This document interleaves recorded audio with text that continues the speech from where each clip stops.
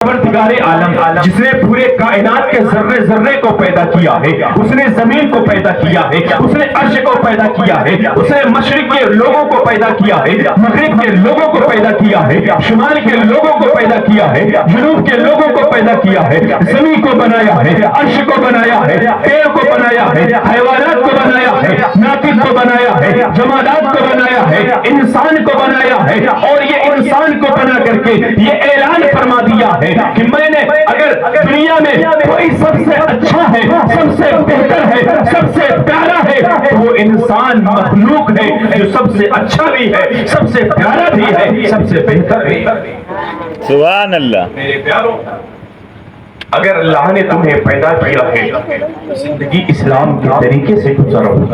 اگر اللہ نے تمہیں قوت دیا ہے تو سنت مصطفیٰ کے مطابق عمل کرو۔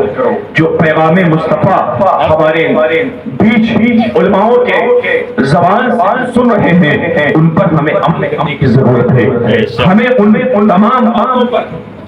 عمل کرنے کی ضرورت ہے جو اللہ کے رسول صلی اللہ تعالی علیہ وسلم نے ہمیں پیغام دیا ہے۔ اہل بیت سے جو ہمیں نصیحت ملی ہے، اہل بیت سے جو ہمیں تعلیم ملی ہے، خلافات کے لیے تعلیم نہیں ملی ہے، بلکہ حق اور اجالا کرنے کے لیے، پرچم اسلام کو لہرانے کے لیے، سنت مصطفیٰ کے مطابق عمل کرنے کے لیے اہل بیت سے دل و جان سے محبت، ہم نے ان طریقے پر عمل کر لیا تو قسم خدا کی زندگی بھی سنور جائے گی اور آخرت بھی سنور جائے گی۔ اسی پر کسی شاعر نے کہا ہے، سب سے اعلیٰ و اولیٰ ہمارا نبی، سب سے اعلیٰ و اعلیٰ ہمارا نبی، کتنے تارے کھلے چھپے پر نہ ڈوبا ہے نہ ڈوبے گا ہمارا نبی، صبح طیبہ میں ہوئی بڑھتا ہے بارہ نور کا، صدقہ لینے نور کا آیا ہے تارا۔ سبحان اللہ۔ میرے پیاروں، میرے عزیزوں، میرے بزرگوں، میری ماں اور بہنوں، ہمیں سنت مصطفیٰ کے مطابق عمل کرنا ہے۔ اللہ کی بارگاہ میں دعا ہے پر